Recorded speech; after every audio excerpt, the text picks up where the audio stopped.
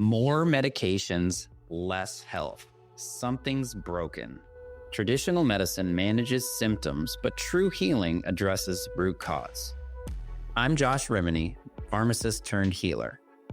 At Beyond the Pills, we merge ancient wisdom with modern day science to inspire you through stories of transformation, practical trainings, and holistic healing. Join me and other practitioners as we guide you towards vibrant health, body, mind, and spirit, and move beyond symptom management into true healing.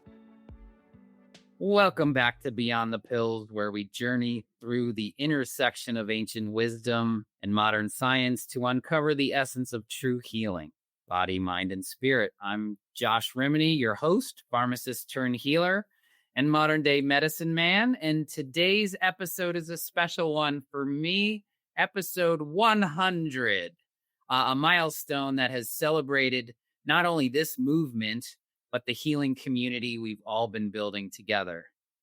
I can't think of a more perfect guest than to mark this moment than Dr. Fab Mancini. He's an internationally recognized health and lifestyle expert, chiropractor, speaker, best-selling author of The Power of Self-Healing, and his newest release, Self-Health, Reversing Chronic Disease. Dr. Fab has spent more than 30 years showing people that healing isn't something we wait for from the outside. We have this in common. It's something we activate from within. He's been featured on Dr. Phil, CNN, Fox News, and countless stages around the world, helping millions reconnect with their innate power to heal, grow, and live with purpose. So today, we're diving deep into what really means to become your own best doctor, to reawaken your body's natural intelligence, reverse chronic disease, and live a life of vibrant self-healing. Dr. Fab, it truly is an honor to have you here in this milestone conversation. Welcome to Beyond the Pills. Well, thank you, Josh, and congratulations on your 100th episode and for all the contributions you're making in educating and bringing an awareness to a topic that is still very much in the infancy when it comes to people understanding their true power to self-heal. Well, that's a really great way to kick this off because, Dr. Fab, what does this moment in time mean for you, this new chapter, not only with the book Self-Health, but the message you're bringing forward right now? Well, I believe that we're living at a time that after the pandemic, for 35 years, I've been asking audiences around the world, what is the three things that they value the most in their life? Health was less than 10% of those three things. Less than 10%. Really? After the pandemic, it jumped to 70%. People are now putting health as a priority in their lives. And the reason for that is because the pandemic caused a lot of suffering, a lot of questioning. Do I follow my traditional way of doing things? Do I follow my gut feeling? Do I get a vaccine? Do I not get a vaccine? Do I go and get ivermectin wherever I can get it? Or do I not? So it made people understand that at the end of the day, no one should have more influence into your health than you.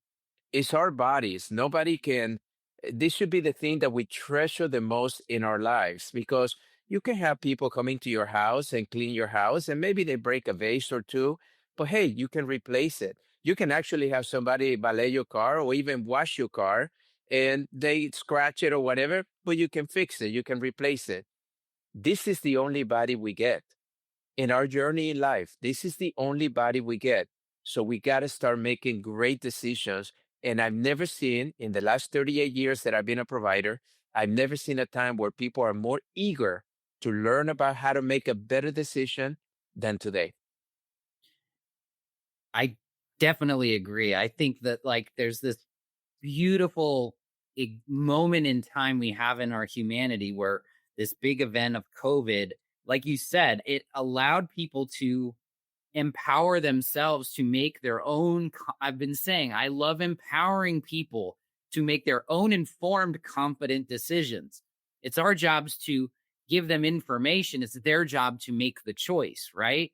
And I love what you said, because it's also, I want to get this and we'll get it out of this whole conversation, but like the healthcare system itself too is, I think with COVID, it brought a lot of people to that place where they stopped trusting certain things, like the person telling them what's wrong with them to get this, to do this, because it forced them to kind of, again, like you said, make those decisions.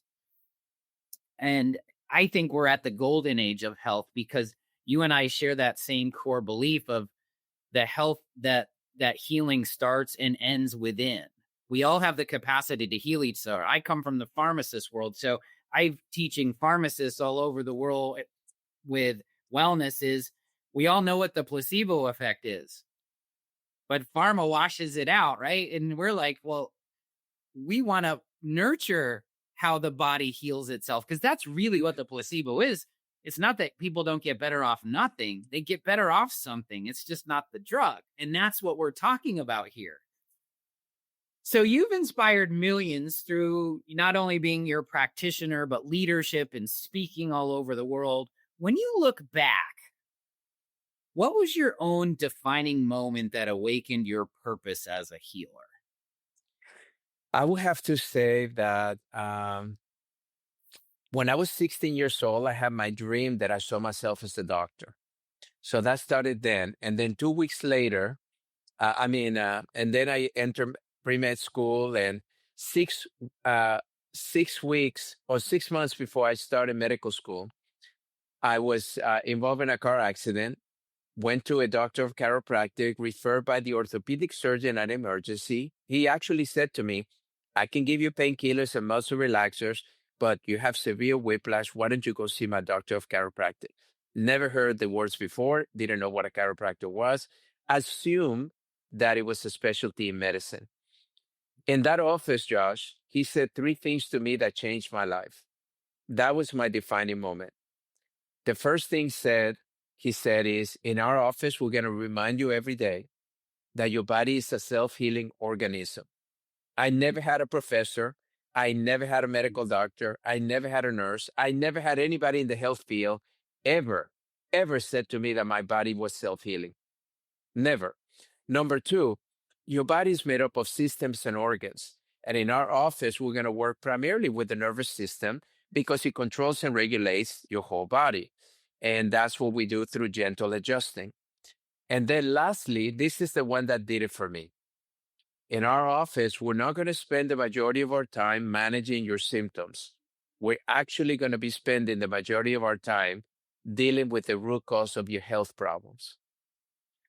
That was like, I still get hair bumps, hair standing up because I got a sense of what I've always felt as I was undergraduate, and that is that the body has a greater ability to heal. And if we can prevent illness, we can actually help eradicate most of these conditions today. But nobody was talking like that. There was no wellness. There was no integrative medicine. There was no complementary medicine. There was no functional medicine. There was nothing. It was just, when I went to my advisor, what kind of specialty can I get? He said, well, become a doctor of chiropractic because they're the mainstream in holistic health. And then I also studied acupuncture as I became a chiropractor because I discovered it while I was in school, and nutrition and everything else. But that was my defining moment. The fact that the managing of symptoms focus of healthcare is completely broken. It doesn't work, and it has eradicated, according to HHS recently, 76% of Americans have a chronic disease, which the majority can be prevented or at least managed holistically by addressing their root causes. And that's really what really started it all for me. And it's capital T truth for me too. And we know that because it resonates that way. And then, you listed all those modalities of like chiropractic, holistic, integrative, now functional. And I've been saying this as, maybe I'm a unicorn because the pharmacist doesn't normally say these things, but it's like the body does have an innate ability to heal. Yeah. And what I love about that is, but we thought that was sort of mystical, right? There's this mystical piece. And now we're at that intersection of science proving the art of the mystical of why the body heals itself and getting into that root cause. And you and I share these same energies and thoughts because that's all we're doing now. That's all I tell people now. I was like, I'm not in the business of symptom management. I'm only in the business of transformation and healing. If you want to talk on those things, we'll talk, right? And getting the body and empowering people to understand that you can heal yourself is so powerful. And I'm so privileged to be on this stage with you because that's what you've been. How cool is it that you actually got that at the earliest part of your career? I've met people like that where it's like you were and but now we're here, and that's the essence of the book. In your book, the new book, Self Health, is you challenge the idea that chronic disease is inevitable, and you kind of talk to us about what inspired that message.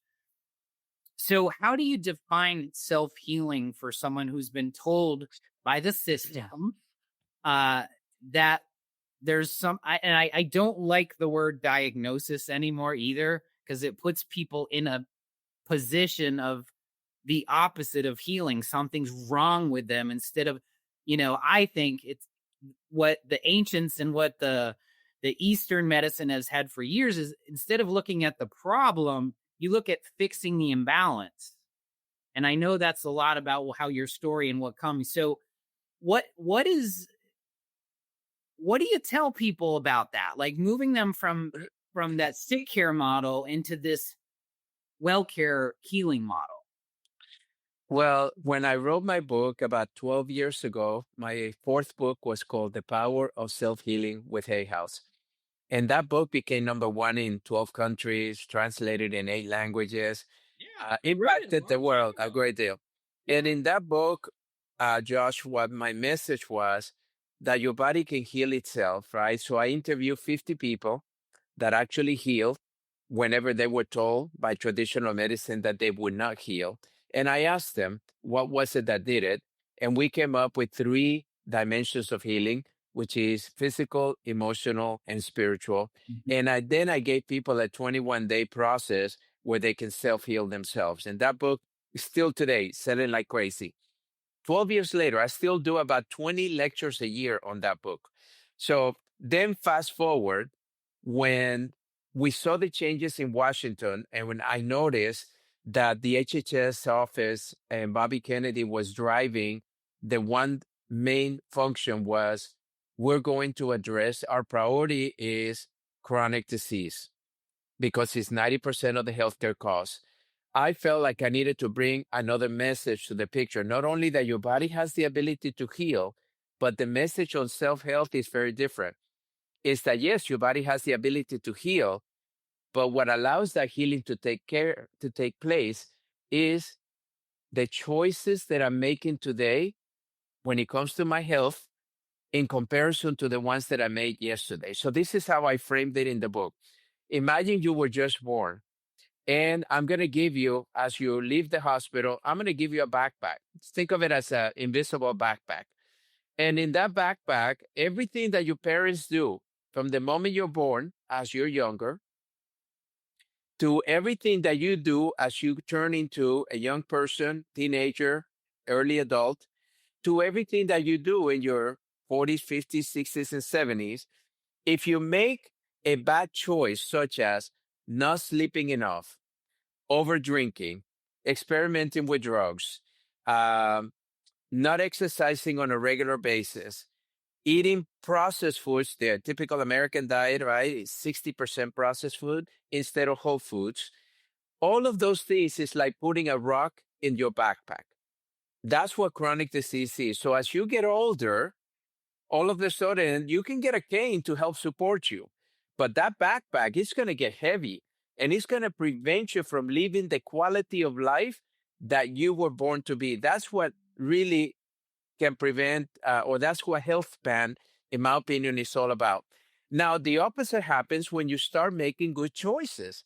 when you begin to recognize that your body needs to be a priority, that your mindset is one that says, as I get older, I should be getting healthier, not unhealthier, right? Mhm. Because now you have more Yes. control of your choices rather than the choices that your parents made for you, even though they did their best, right? Maybe some of those choices were not the best for you. And then you begin to make uh, better choices for yourself. You begin to recognize what are the true things that science has proven that can actually reverse my biological age, that can make me feel more energetic, that can allow me to be at peace and manage my stress better.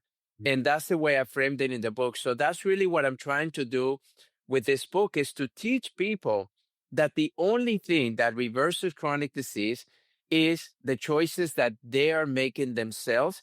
Because no matter if I give you in a silver platter the answer to arthritis, the answer to obesity, the answer to diabetes, doesn't mean you're going to do it. It's Right. always back to the person. And that's the message. And we have I love this because we just talking about this the other day because my alignment arc process is very similar. It's teaching people that it's not just body, it's mind. We know mind body connection, and we know energy and spirit in such a different way. You said it. Ancient wisdom and modern science were right here. And I I I just want to pause because like that is the power of the message is choice. It's sovereignty. It's having the your own agency.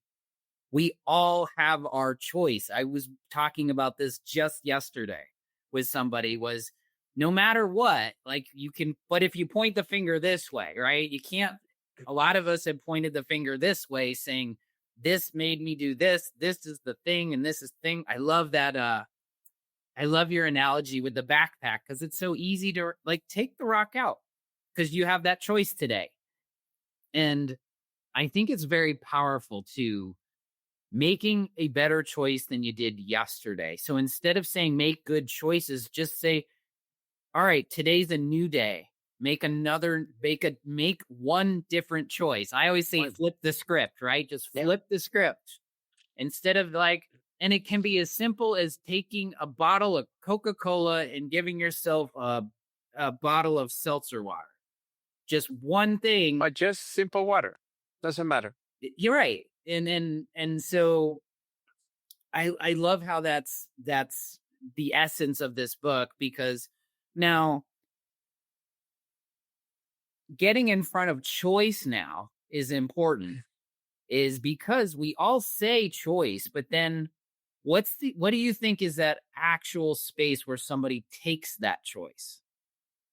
Well, the important thing is that a lot of the chronic disease has been attributed to lifestyle. And yesterday, I was in Los Angeles speaking at an event with a bunch of doctors and health providers. And one of the things that I said to the audience is that, sometimes reversing chronic disease or becoming healthier is not a matter of adding more things into your life. It's a matter of removing those things that are actually causing most of these symptoms. I give you an example. When I entered the world of chiropractic, I was taught that I needed to have a air purifier around me at home and at the office. And for 38 years, I have always had, now I even carry it on the Mhm. plane. There's some portable ones that I wear because there's a lot of, they say, since I'm on a plane so much, that's one of the areas in which you need to purify your environment. So this one covers 3 feet around me. Then I put in my hotel. You just plug it in and it's a portable one. So whatever hotel I'm in. But if you go to any of my homes, there are filters everywhere. And then the other one is water filters. And water filter, a lot of experts now are saying that water is actually probably the most toxic thing that we as humans consume because there's over 230 toxics, not only microplastics from your plastic bottles. I'm talking about hormone toxics, drug Oh, yeah, toxics. yeah. I mean, you name it. So going back to your question, the main thing that I wanted for people to do is just to evaluate your lifestyle. Like if I slept yesterday 4 hours for whatever reason, maybe I ate too late, maybe I drank too much, maybe I'm stressed because I fought with my girlfriend or boyfriend, whatever. Just today say, what can I do to ensure that I sleep at least 8 to 10 hours? So then maybe you go to bed a little bit earlier. Maybe you stop doing your tablets, right? The average American is now in their tablets, whether it's phone, iPad, computers, and all that, an average of 9 hours a day. That includes our children. Yeah. That means that imagine all that blue light and what it's doing to your brain. It's not allowing you to be at peace and relax.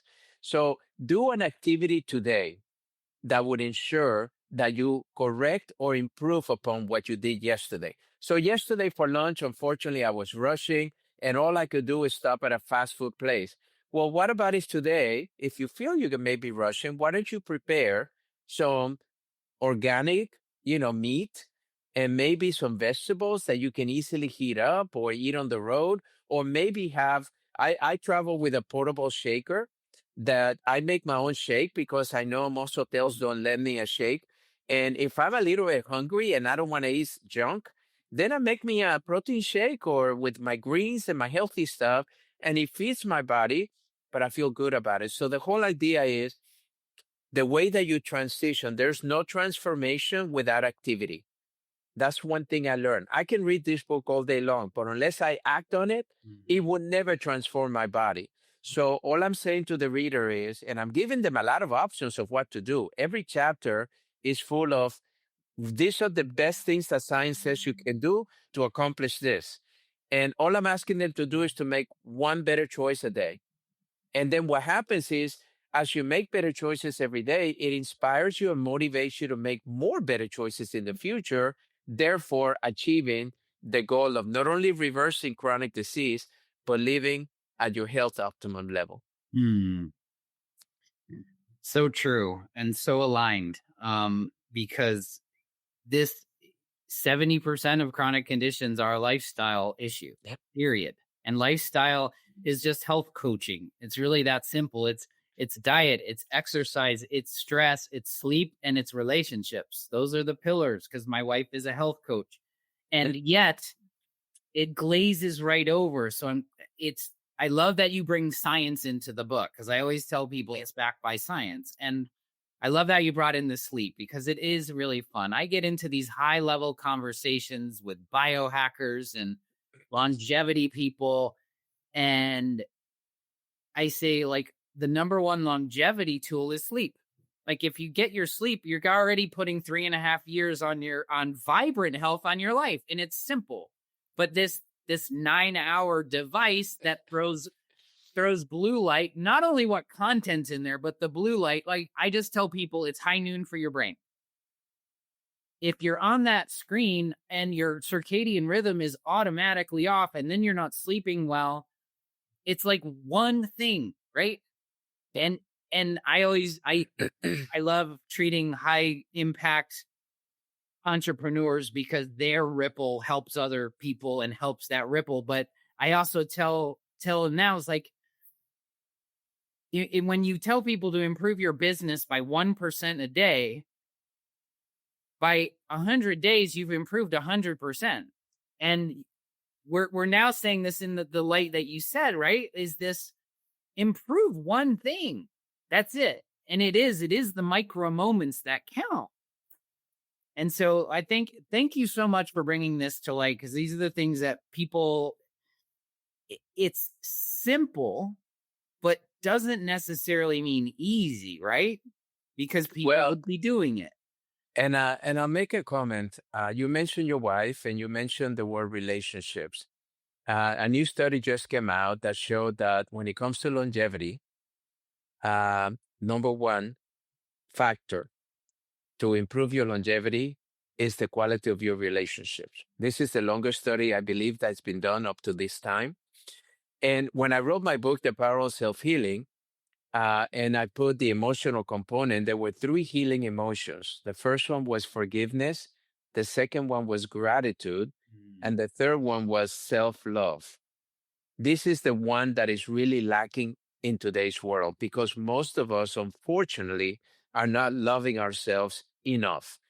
We don't love ourselves enough because we make choices that are toxic, distracting, painful, and we do it to ourselves, right? How many times have you been where, and it's tough because as an adult, you see it in your kids, right? They're Mhm. surrounding themselves with certain kids that you know is going to cause them pain and getting them in trouble, whether in school or after school or in sports or whatever. But we do it ourselves too. We surround ourselves in people in companies that are constantly complaining. Nothing is ever perfect. And now, with the politics, you can't even bring in politics because people get polarized and everything is so split right now.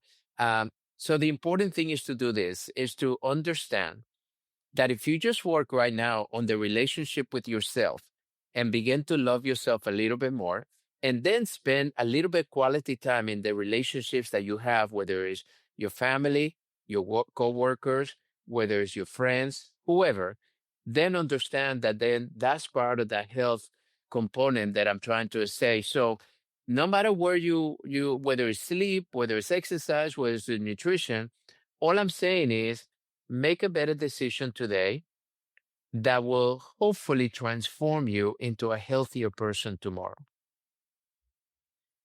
Hmm.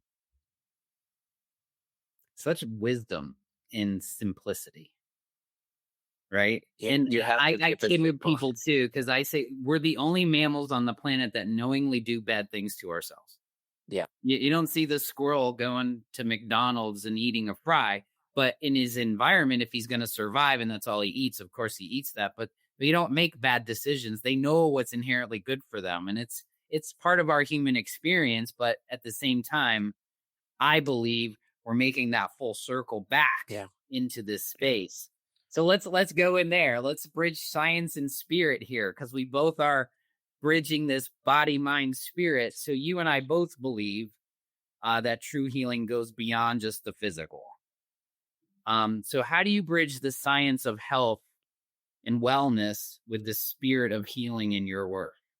So when I wrote The Power of Self Healing, almost every single person of the 50 patients that I interviewed mentioned some kind of spiritual component to their healing process. Mhm. For some people, it was prayer. For some people, it was meditation. For some people, it was surrounding themselves with nature. For some people, it was um, connecting with a belief system that was higher or better than what the one that they were at the time of the disease process. Um, and so I began to really pay attention to that. And in my research, I went to the science, and then I realized that all of these things have tremendous science. There are more studies on prayer, but most people never look at prayer as a scientific aspect. There are so many studies on meditation, even though it gets completely dismissed still by most of the traditional space. Um, so in chiropractic, there's two things that I would tell you that were impactful things to me that were said to me early on in my career. The first one was when I entered chiropractic school, we were studying philosophy of chiropractic. And part of the philosophy of chiropractic by Daniel David Palmer, our founder, was that there is a universal intelligence that is expressed within the human body as innate intelligence, and it's one and the same. And when that expression is fully open to be expressed properly, the body has a greater ability to heal, right? So in acupuncture, I learned that you have chi, which is energy. And that energy is abundant in the universe, but it transmits itself through you through 12 meridians. And we have points throughout the body of those meridians. And when those meridians are balanced and full of charge and energy, your body has a greater ability to heal. So, to me, one of the best things that one can do from a spiritual perspective is understanding that this body of us is a reflection only of something much better, something much purer, something greater. And I'm going to tell you a story that changed my life about that. So, that was number one: universal intelligence, innate intelligence, expression of self. And then I meet Wayne Dyer. And Wayne Dyer in my Mhm. early career became one of my best friends. I was his doctor. And Wayne shared with me a statement that says, Fab, the key to life is when you learn to appreciate that we are not human beings living a spiritual experience, but we're actually spiritual beings living a human experience. Yes.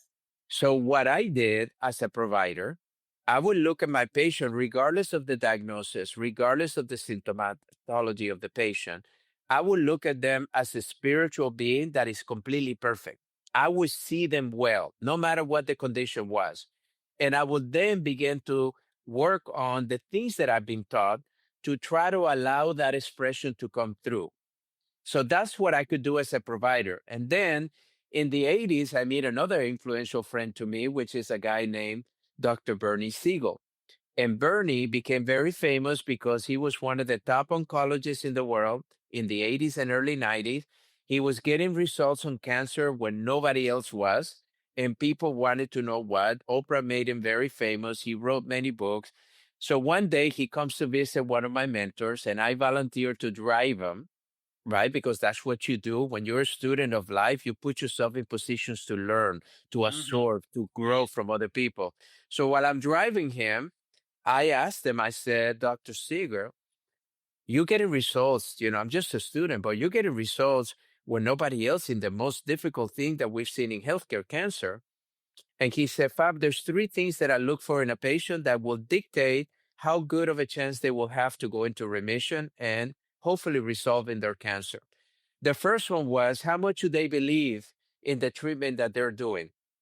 They have to believe in whatever treatment, whether it's a microbiotic diet, acupuncture needle, chiropractic adjustment, functional medicine, IV, whatever. Number two, how much do they believe in the provider that is actually delivering that treatment? Mm. And lastly, Josh, he said to me, and do they believe that the body can actually heal the cancer? So then I said to him, I said, well, Dr. Siegel, I can't believe you're telling me this. After all these years of studying and all this research, everything you've done in your life, you telling me that it comes down to a belief system, whether somebody's actually going to heal or not? He says, absolutely. To me, I see the belief system, and I wrote about it as a spiritual component. It's where you upgrade your mindset beyond the physical, because my mindset is only typically a collection of my reality, right? That's where I live. My mindset is equal to my reality. You want to upgrade your reality, upgrade your mindset. So for health, it's the same thing. If you allow to choose a diagnosis, which I call it a life sentence, by somebody else, which is just an opinion, they are only telling you what they were trained in school to do. If you don't like that opinion or resonate with that opinion, go to somebody else that has a different opinion, different training, different background, different experiences. And if you don't like that, go to somebody else until you find something that resonates with your core. And that's where you upgrade your belief system. Therefore, maybe getting the results that you're looking for when everybody else around you is failing in the same diagnosis that you have. Hmm. Right? The biology of belief. I mean, Bruce Lipton Yeah. said it many Uh, times, And and Bruce it's Lipton down to the actually, molecular. So now this is why I love these conversations, because spirit and science, wisdom and knowledge, it's all coming together, because our left brain, West world opinions has to see it, right? You can't see belief. Like, I'm a cancer survivor. I had cancer at 16, and those three components were innate in me.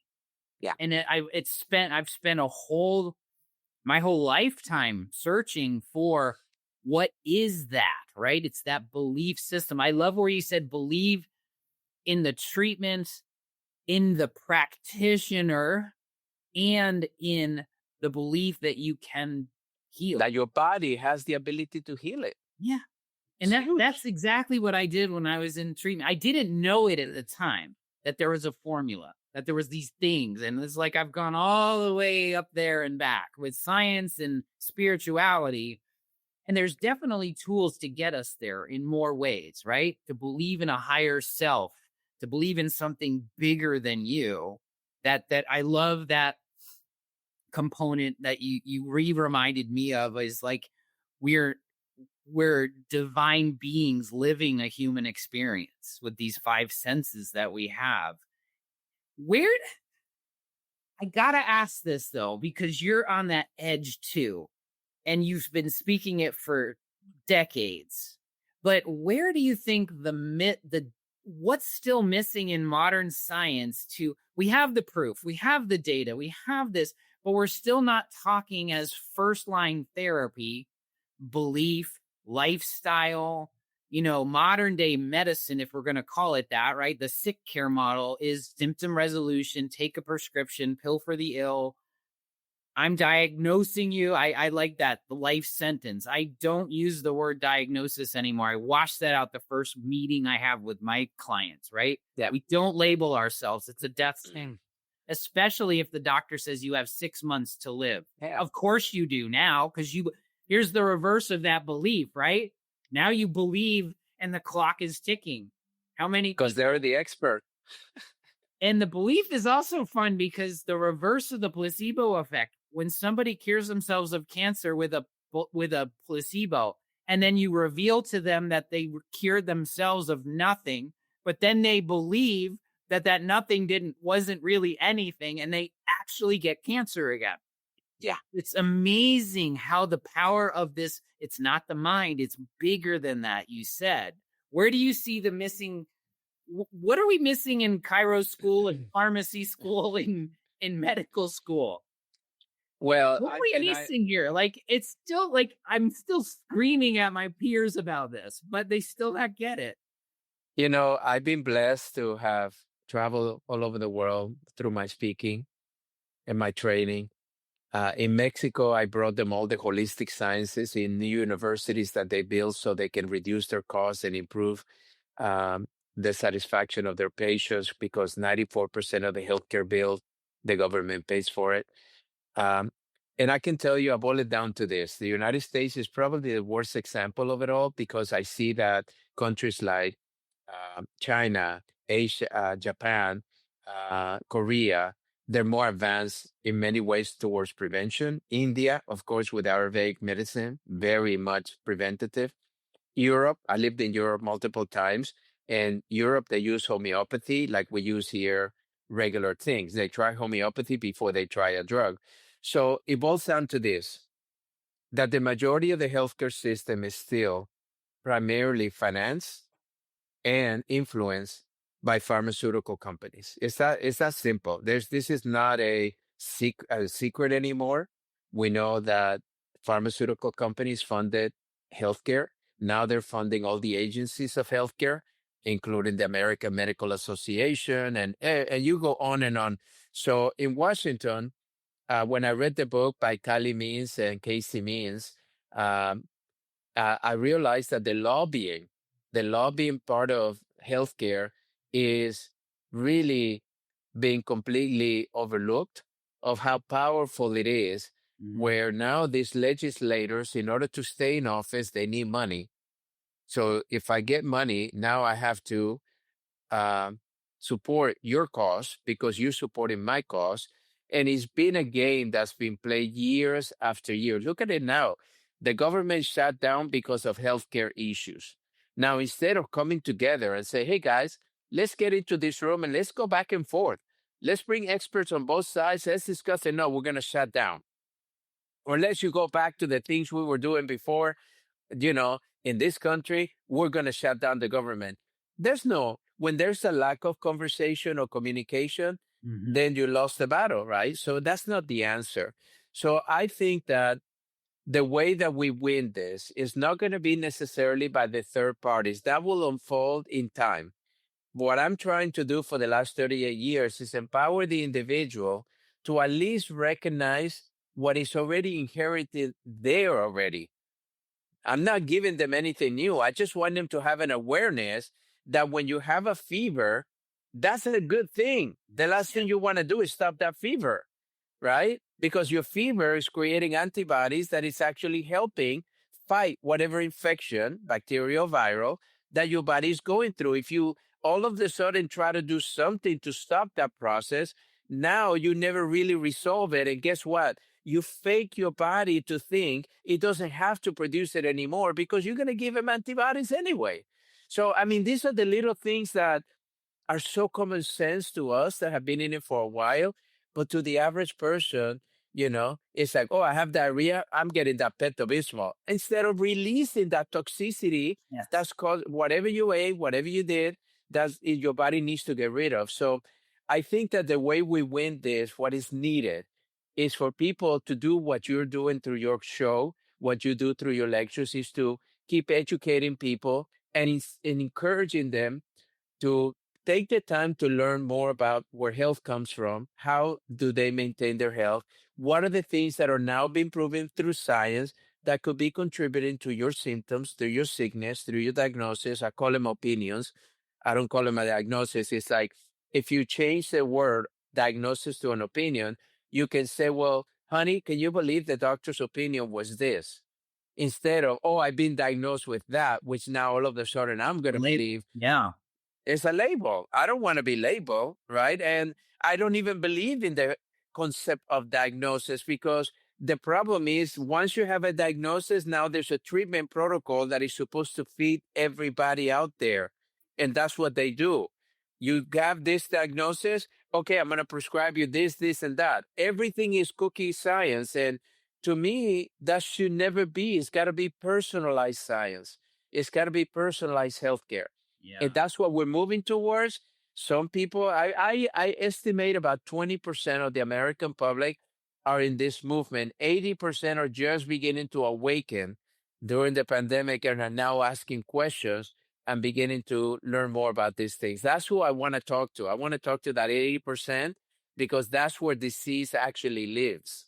Ooh. Say that again. That's a big one. That's got juice there. Well, when I started looking as to why is it, and this happened to me when I was president of Parker, we had over 400 employees. We went and insurance, as you know, is astronomical. So what we did is that we decided to do a proactive approach to health. And out of my 400 employees plus, the same 2 or 3% that are not going to participate in any incentive that we give you. We'll pay for your workout gym. We'll pay for this. We'll pay for that. No, I'm not going to do it. They're the ones that cost us 90% of the cost. They're the ones that had the $1 million premiums that year because they got cancer, they got some heart disease, stroke, whatever.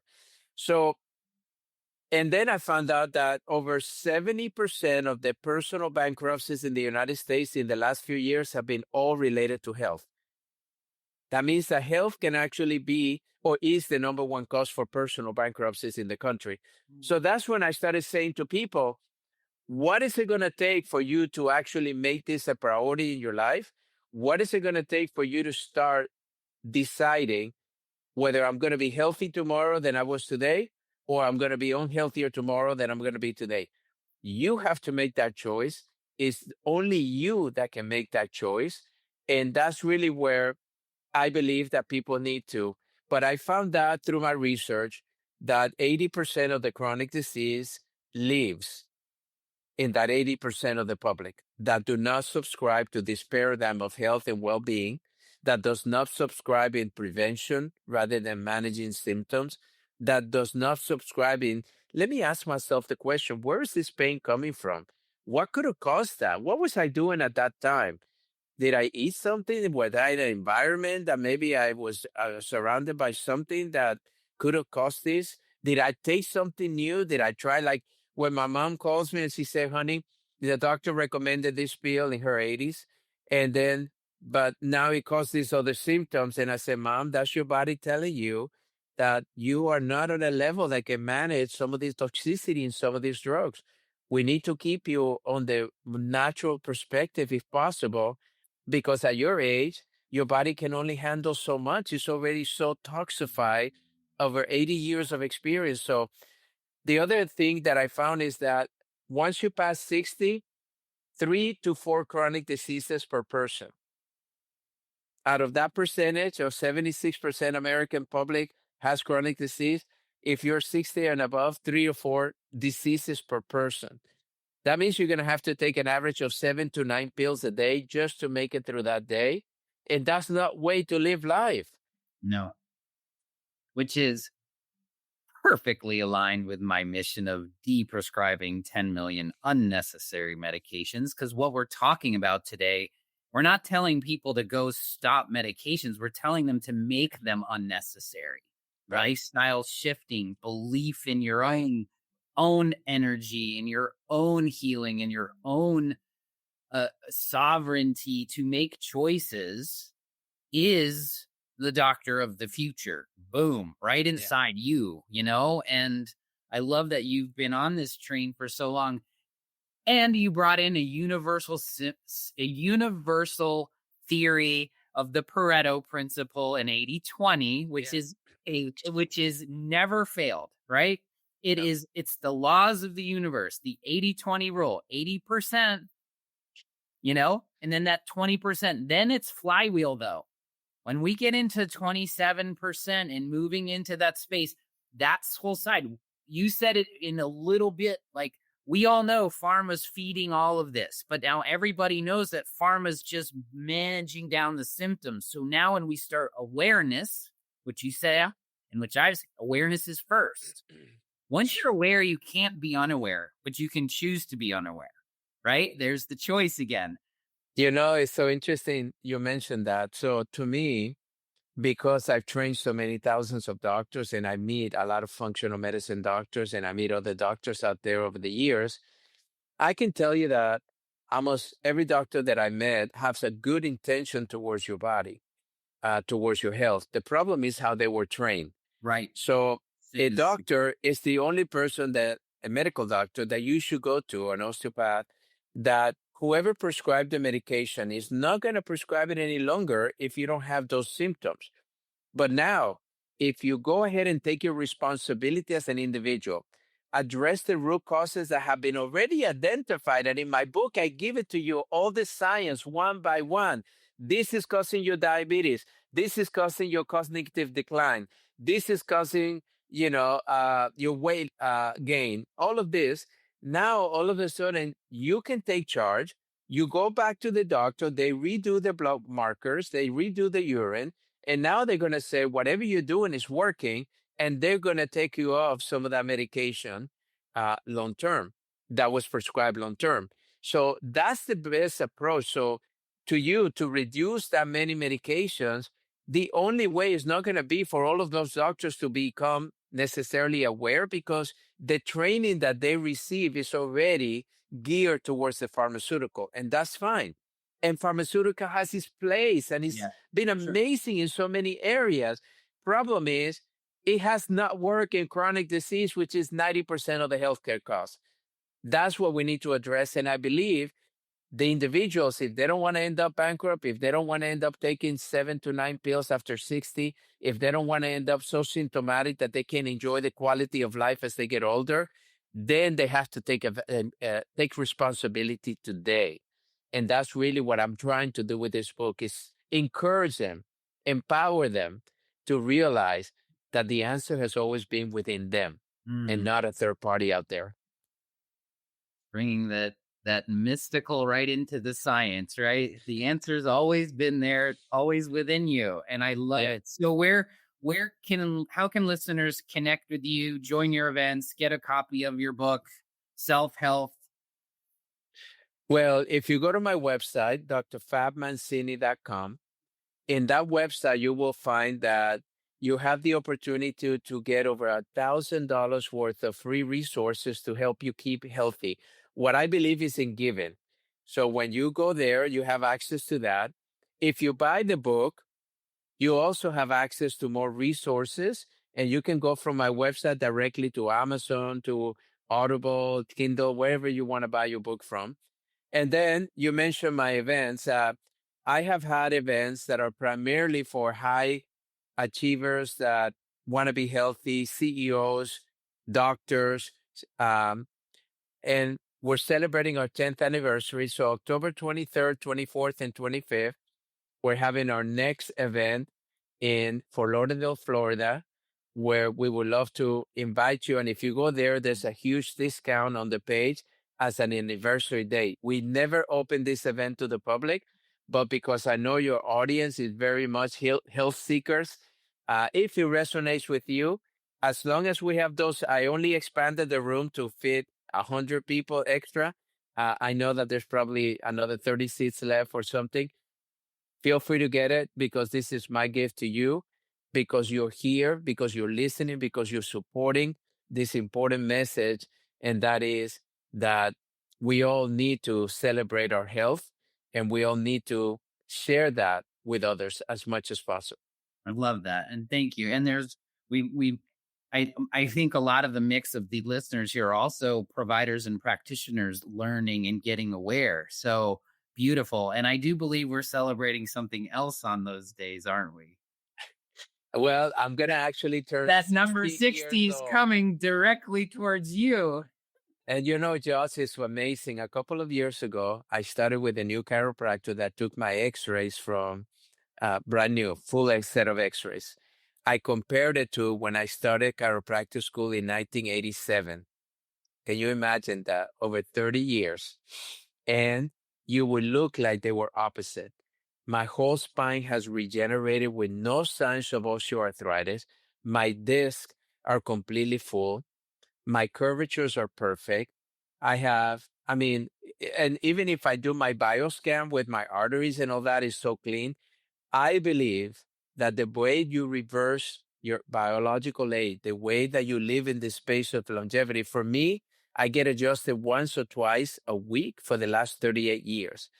You add that exercising first thing in the morning, mindset exercise every day. I do 20 minutes of mindset exercise, spirituality, where you get to get into your belief system, into your faith, and understand whether it's meditation or your religion. Just understand that all religions have one thing in common, and that's holding you accountable to be a better human being. Is that all?